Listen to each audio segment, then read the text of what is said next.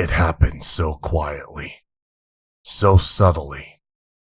We didn't even notice most of the signs until after it was all over.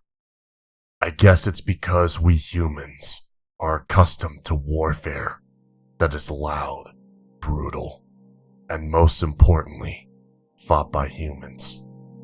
We didn't see our opposition despite the fact that they were rarely out of our consciousness. They were always there, posing in windows and staring lifelessly out from display cases. We rarely gave them that much thought, save to remark at how much they unnerved us. I think our comments might have been one of the reasons they revolted. They have far better hearing than one would expect, you see, and I think they got sick of hearing us talk about them in the way we did. I'd hate being unable to move and having to listen to people comment on how creepy I was, how unsettling I looked. I don't know what kind of force allowed them to do what they did. I don't even know if there were any outside forces at work at all. Maybe they were always capable of movement, speed, and brutality. Maybe the anger had been building beneath those emotionless faces for decades, growing like a cancer until they finally had enough, until they could rebel against their very nature. It all started out so innocuously. They changed positions when we weren't looking, moving their pale plastic limbs ever so slightly, turning their heads and even tugging at their stands. Either they were just starting to test out their new freedom, or they were communicating with each other. There is rarely ever just one. I don't know the real explanation, but they had begun to move, and we were utterly blind to their stirrings. After a few weeks, if one of them were to go to the mall or to any big-name store, one would get the unmistakable feeling of being watched. I can still recall how the hairs on the back of my neck would stand up whenever I went to my local Goodwill, but I could never figure out what it was that was watching me, at least not until after the revolt had started. This tension grew until it felt like a solid physical presence. Everyone could sense it, and they were tense and nervous, their movements quick and their darting eyes quicker. It was like how people acted after a major disaster. I could recall hearing the first few reports of people being attacked in stores nationwide. People getting hit, scratched, even bitten. At first, it was only a few occurrences in the more out-of-the-way places, in small stores and strip malls. But then, the incident grew more and more frequent, as did the severity of the attacks. The first death occurred on July 5th. A young girl was found in the back room, her windpipe crushed into a pulp by a powerful grip. The next day, 2 more people were killed in a similar fashion, then 3 more, then 5, then 22.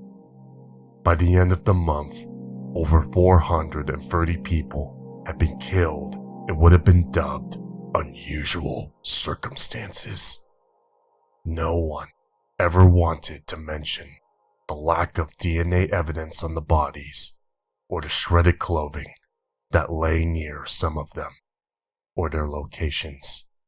I think this made them angry, because they attacked outright a few days into August.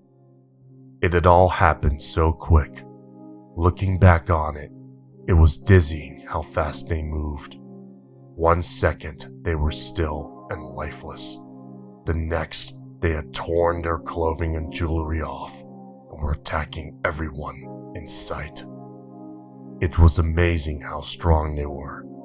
I saw them twist heads like bottle caps, snap limbs like twigs, and gouge out bloody divots into flesh with their blunt fingers. They were fast too, faster than one might expect.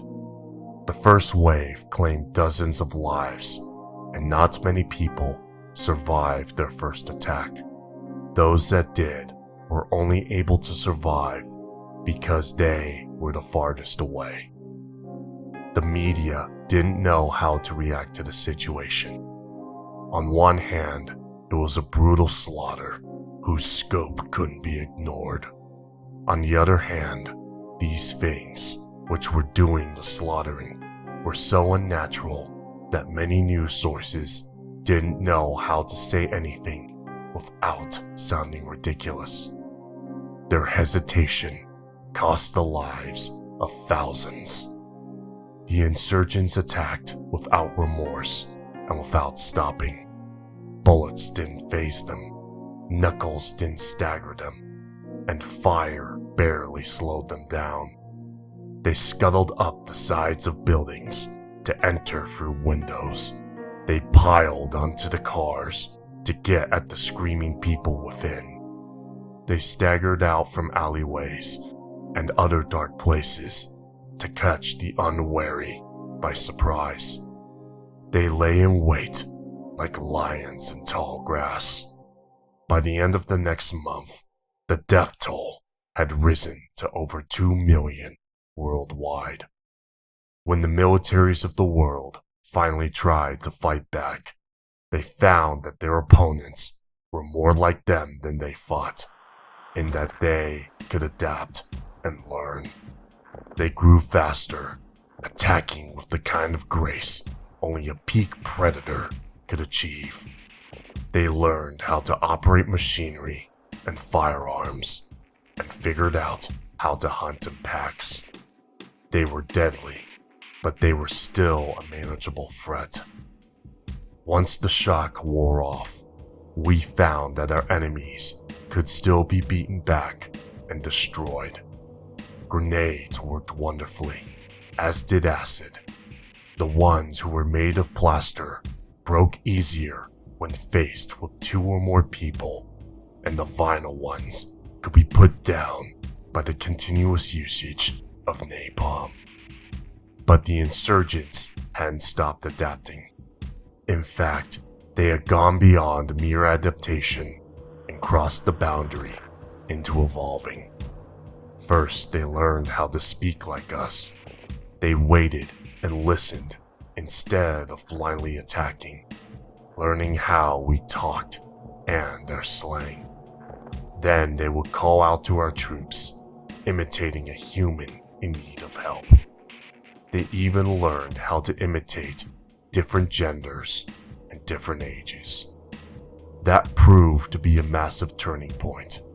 We could no longer trust the pleas of what could have been a fellow man. We had to harden our hearts to the sound of a baby's wail, to a mother pleading for us to help save her child, to an old man begging for mercy. I can still remember how hard I wept when I heard a child cry in the dead of night. We thought that things couldn't get any worse, but our enemies hadn't finished with us yet. Their next evolution rendered them able to make more of their kind. They raided scrapyards, foundries, museums, and graveyards for parts. Not long after, we encountered grotesque new beings made from bone and metal and plastic, with spring heels and bear-trap jaws and neon eyes. We were backed into a corner by the time winter came, unable to venture into the cities for food. They had claimed the cities as their own, and the air above them was alive with flying aberrations. They even restored power to the cities, though most of us didn't know why they would need the warmth or food or entertainment. And so our numbers dwindled as the years passed by. The small conclave of people that I lived with grew more and more empty, until there was only me and a few others.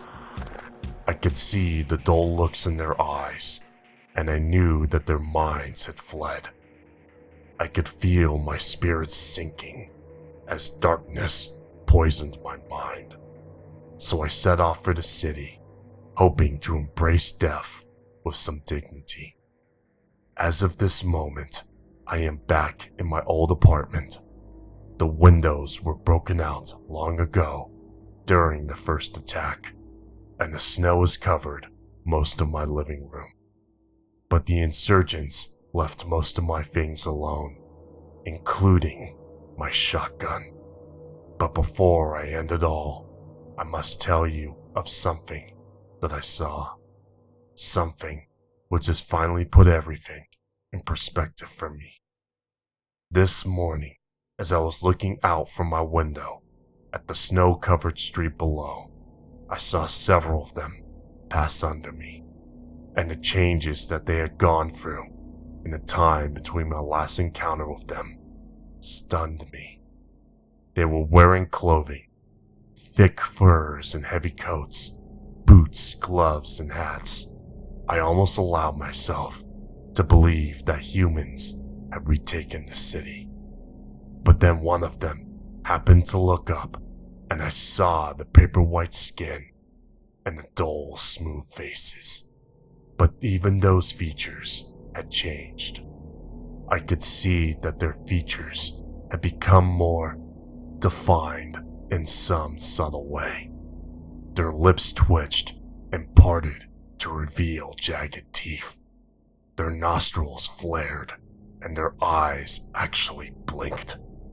I saw one of them, one of the aberrations, scuttle down the road on insect-like legs, its stomach bulging in such a way as to make it seem pregnant.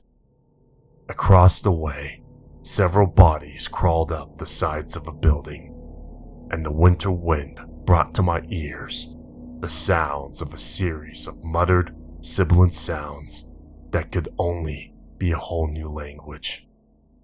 This brought the reality of our situation home to me. They had occupied our old homes, were creating more like them, and had even developed their own language.